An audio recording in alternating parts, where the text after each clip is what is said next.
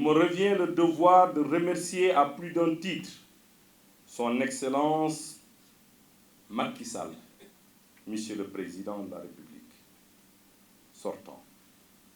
Remercier aussi et surtout l'ensemble du personnel de l'ARTP qui a contribué à l'atteinte des résultats et réalisations avec le soutien indéfectible et irremplaçable du Collège de régulation et des collaborateurs que vous êtes. Les dites réalisations s'articulent autour de 2 saisons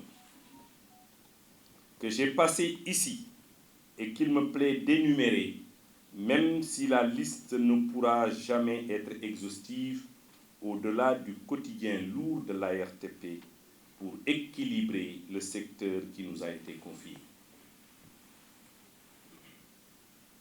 Pour la première saison, on pourrait citer entre autres la portabilité du numéro mobile qui a constitué un levier de régulation important, en cela qu'au-delà du nombre de numéros portés, le succès s'apprécie également par le déploiement par les opérateurs de télécommunications des stratégies commerciales de maintien de leur clientèle.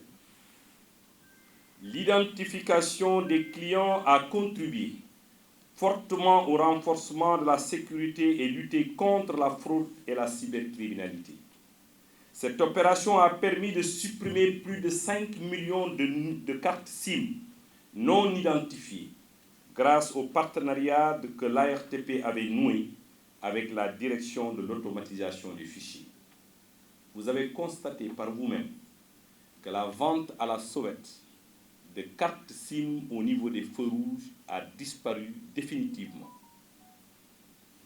Le contrôle physique du spectre a permis de réajuster la situation des stations radioélectriques non déclarées et de redresser les opérateurs à cet effet, au bénéfice du budget du régulateur et d'assainir par la même occasion le fichier.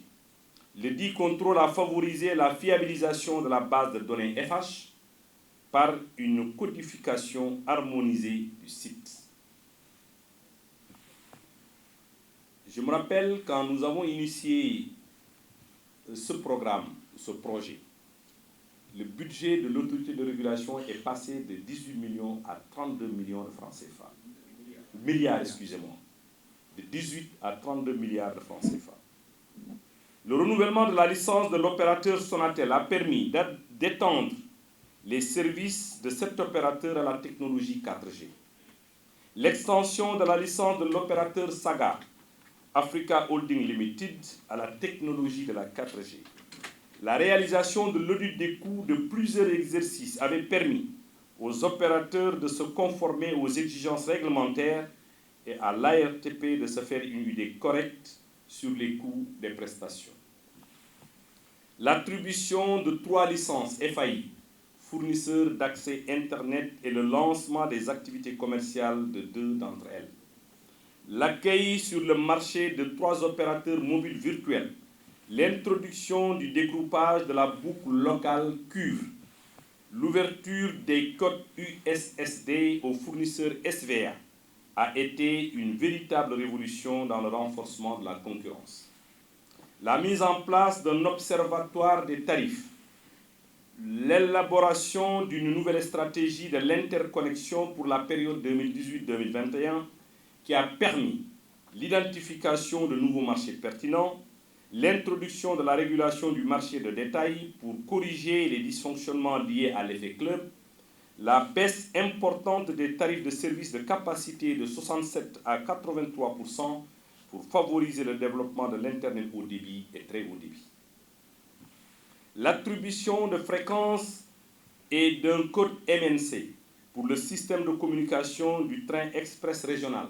Cette attribution a été déterminante dans la mise en service du TR.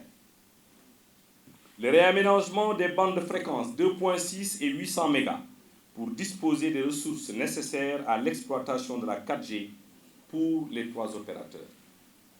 La couverture systématique des grands axes ou des événements religieux, Touba, Tivaouane, Popenguine, Médina Gounass, Yoff, Kaolack et j'en passe. Les campagnes de contrôle QoS Dakar, axe routier, AIBD, hôpitaux et centres de santé. La campagne RNI, rayon non ionisant à Dakar et dans les régions.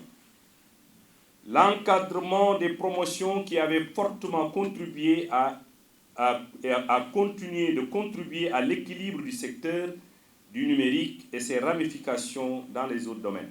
La mise en place d'un centre de supervision du trafic des opérateurs et de la lutte contre la fraude. Ce centre a permis de lutter contre la fraude et le bypass. Ces équipements de la RTP ont permis de lutter contre les infractions commises par le truchement des SIM-box qui ont disparu au détriment des opérateurs de télécommunications titulaires de licence. La participation aux travaux de la TNT. Il s'agit de contribuer aux travaux du comité mis en place par l'État du Sénégal pour basculer de l'analogie au numérique en ce qui concerne la télévision.